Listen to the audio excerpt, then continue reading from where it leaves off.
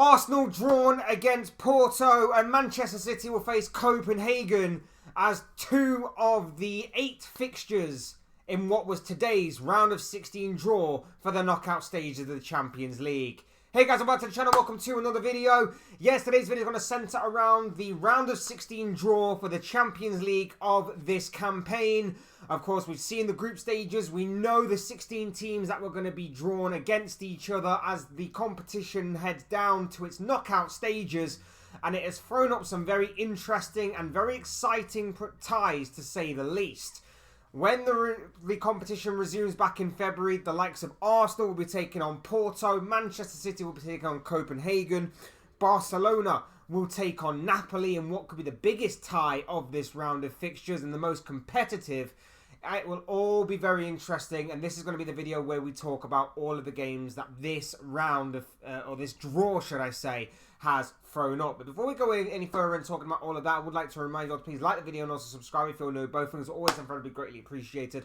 And of course, I encourage you as well to get involved in the comment section. Talk to me, people. Give me your thoughts, comments, opinions, predictions, feelings, whatever you want to call it, on anything to do with the Champions League this season and anything to do with today's round of 16 draw. But before we go any further, let's begin. Without further ado, let's begin and get into the draw. We're going to talk up first and foremost Porto against Arsenal. Very intriguing tie, this one. Arsenal, of course, we know, passed their group and well and truly should have done. Obviously, passed their group, top of the table in Group B. They beat the likes of PSV, Lens and Sevilla in that group. Many people mocked it as a bit of a Europa League type of group. And to be fair, it was. I think the only surprise from that particular group was the fact that Sevilla didn't get knocked down into the Europa League. Arsenal passed with 4 wins, 1 draw and 1 defeat from the group stage games. Rightfully so. They were the better team throughout, and of course everybody expected them to get through nonetheless. Whilst their opponents, Porto, often make it to this stage of the competition, they finished second this time around behind Barcelona in their group, but ahead of the likes of Shakhtar Donetsk and Antwerp. Again, Porto normally get to this stage of the competition. It's normally a formality for them. Found it a little bit difficult this time around, but of course they managed to get the job done by any means necessary.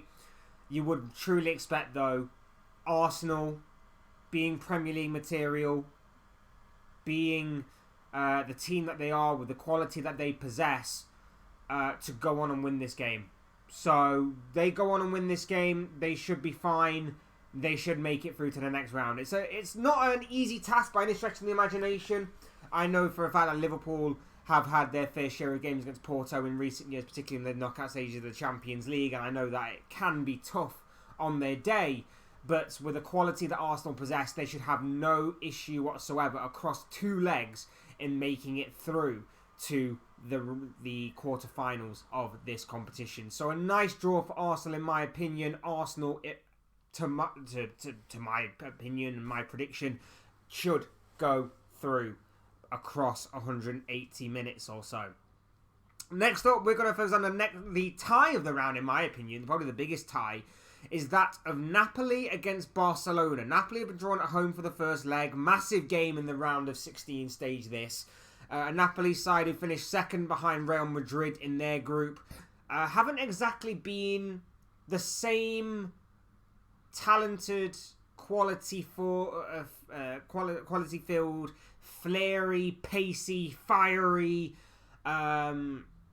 threatening, most dangerous Napoli side, but they still obviously pose that threat. And when you've got a quality striker in Victor Osimhen up front for you, you know that any kind of half a chance he's going to 9 times out of 10 take. So Barcelona shouldn't be counting their chickens yet. Barcelona passed their group, joint level on points with Porto. Passed the group, 12 points, 4 wins from 6 games played, 2 losses during that time. Barcelona aren't the same Barcelona that they were last year as well. But I feel like Barcelona have taken a bit of a hit. They have not been as clinical enough. But in this competition, you never quite know, and especially with Napoli. I feel like last season really stung Napoli with the way that they raced away with Serie A, and then obviously they were put in the half of the group where you would have probably expected them to go on and make it to the final of this competition. But they failed, and they fell to the Champions League royalty that was of AC Milan, of course, in the group stage, in the knockout stages last year. So you can never take that kind of thing for granted, I believe, anyway. And from what I can see of Barcelona and Napoli this year, it's two teams that are not quite at full throttle. They're not quite at their full best yet. Whether that will come in time or not, whether that will come with time, and whether that will come with obviously the season really going through the gears at that point, as teams often do tend to find form when it really matters most. And in this particular instance, when the competition does resume in February, that's where many teams start shifting through the gears. You often do wonder whether or not they'll find some consistency, find some quality, find just some rhythm to their play, and whether or not that is going to obviously be the case or not. On the balance of things, you probably would say Barcelona are maybe the more balanced of the two. But of course, you can't take anything for granted. I'm sure Napoli will give it everything they've got. And that first leg in Napoli is going to be crucial, in my opinion. If Barcelona can come out of that all fine and with a decent result under their belts, I firmly believe that taking it back to the new camp for the second leg is really going to benefit them going forward. So I would say, based on that logic alone, Barcelona to get through. But it could be a very intriguing tie, and it could be one of the biggest ties of this round of fixtures, and probably the most competitive one, or certainly one of the most competitive ones. The others may seem a little bit more... Oh, not all of them, but at least this one does seem a little bit more competitive than some of the others. PSG, Real Sociedad. Real Sociedad's prize for winning their group, topping their group ahead of the likes of Inter, Benfica and Salzburg, is, of course, hosting in the second leg, should I say, PSG. I almost forgot then. PSG, of course, who made it out of their group of death situation, which included the likes of Dortmund, who went on to top the league, and we'll talk about more about them later. AC Milan and Newcastle get drawn to one of the sides that is actually taking the Champions League by storm, and something that I didn't really necessarily expect from this Spanish side. Once again, the Spanish side representing big in these European competitions. Sociedad are the latest in a long line of Spanish teams to just really take this competition by the scruff of the neck, and for a large part, they were actually looking really good. I think it tailed off towards the end, but I think by then they were pretty much qualified. They were pretty much through the competition, with how poorly Salzburg and Benfica were, surprisingly. But Sociedad was strong. Sociedad were kind of... I wouldn't like to call them going under the radar. I wouldn't like to say that they were somewhat taken for granted. But let's face it, they were a little bit taken for granted. I think myself included in that. But Sociedad's not going to be any pushover, to say the least. They've got a rich heritage, rich history. And they're coming up against the PSG side, who... If they're going to make it to the quarterfinal, they've got a very good opportunity.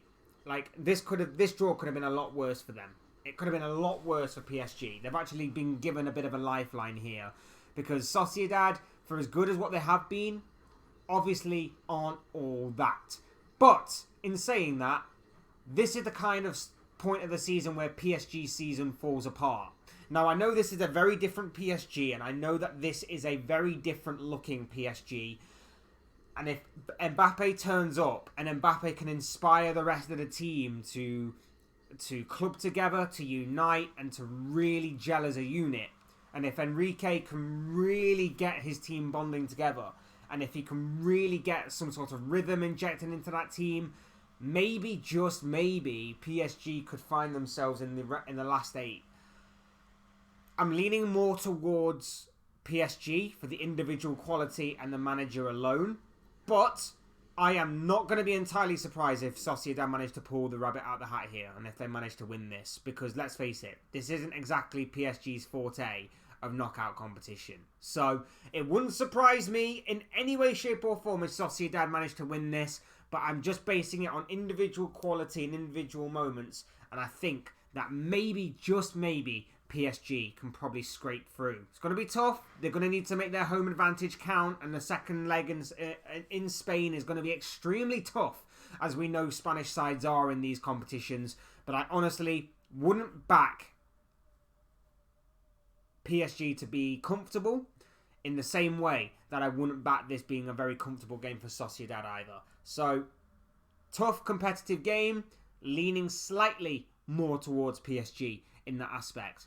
Inter Milan, Atletico Madrid, another competitive game in my opinion. Massive game for both of these sides. Inter Milan, of course, last year's runners-up and finalists.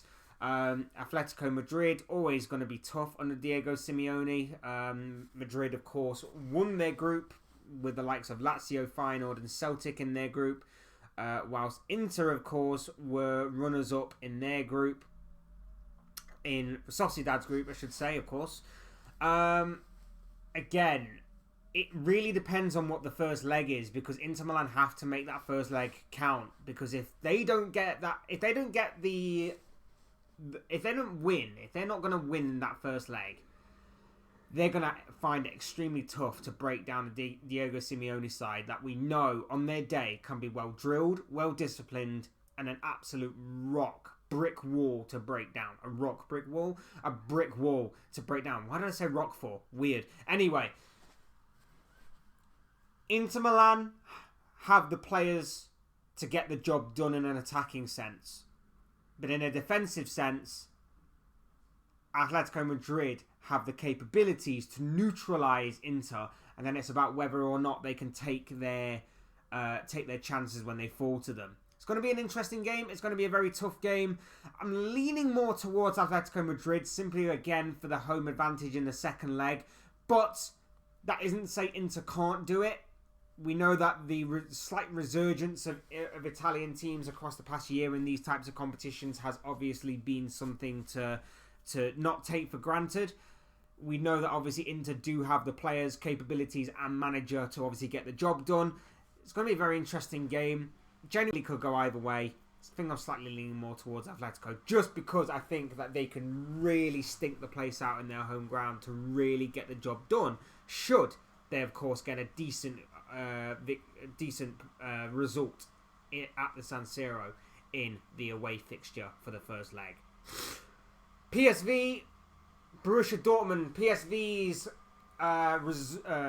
reward, I guess you could say, for qualifying is to face Borussia Dortmund, who of course topped the group of death that it was titled at the beginning of the knockout stages. Dortmund topped their group, 11 points, 3 wins, 2 draws and 1 defeat in their overall